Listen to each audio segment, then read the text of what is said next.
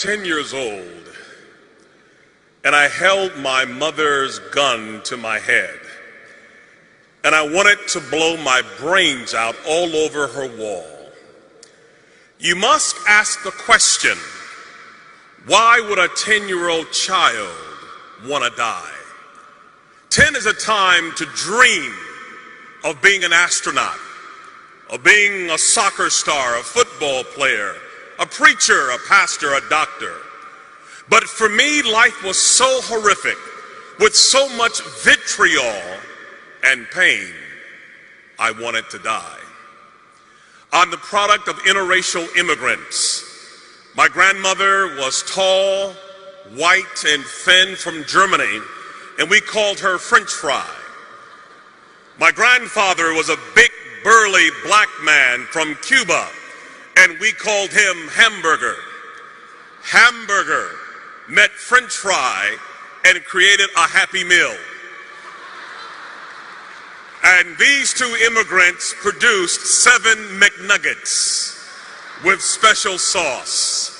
We would joke that we would have Wiener Schnitzel with salsa for Thanksgiving. My grandfather had to hide the fact in the 1940s in America that he was married to a Caucasian woman.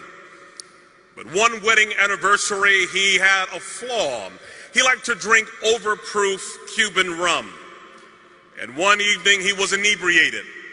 And a man saw them together and said to my grandmother, "Why would you be a nigger lover?"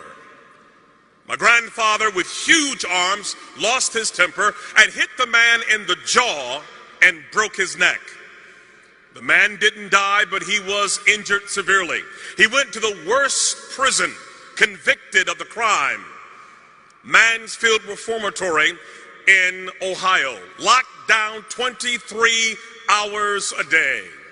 It hit the newspapers that my grandmother was married to this convicted felon and she lost her job. But being a German woman, she didn't complain or whine or woe is me. She began to work odd jobs, cleaning other people's houses and toilets, taking care of their children. But as she was working, she would have fainting spells, passing out doing her job. She went to the doctor and discovered that she had a tumor growing behind her left eye that was metastasizing to her brain. And the doctor said, "We have to take out a third of your face, your eye. You will be malformed and disformed and disfigured for the rest of your life." What do you do when the American dream becomes an American nightmare? She could not work. She was sick and mutilated. My grandfather's in jail, and day by day they lost everything that they had acquired. They lost their house, they lost their car, they lost their furniture, they lost their dignity, they lost their self-esteem, and they were living in the streets like animals. My 3 uncles got hooked on heroin. They belonged to a gang called the Devil's Disciple, and my entire family became atheistic. No God, no prayer, no Bible, no hope. And my mother at age 14 was called by a pimp named Larry, who said to her, "What is school doing for you? You are sitting on a gold mine." She said, "Where?" He said, "You're sitting on it." And we call this being turned out. And little by little, she began to sell her 14-year-old body to grown men for money to survive. It's called turning tricks. And at age 16, she got pregnant. We call it having a trick baby. 2 strangers meet for a business transaction, and there's a mistake. The pimp said, "You can't make any money having a baby in the oven. We have got to kill this baby." They kicked her in the stomach. They fed her alcohol. They gave her drugs. They took a hanger and stabbed the baby over and over again. But the baby would not die. The baby was born 2 months premature with no pancreas, a learning disability, a bladder too small, unable to function, a severe stutterer. We call it a trick baby. Nobody wants the baby. No hope, no future. Kill it was the word. That baby was me. I'm the lowest of the low. I come from the guttermost. I come from a hellish condition.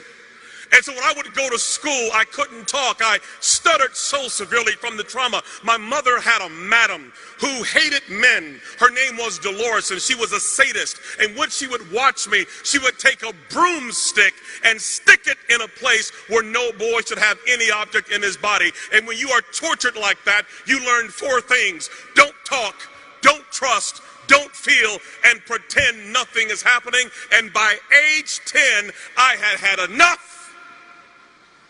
I wanted to die.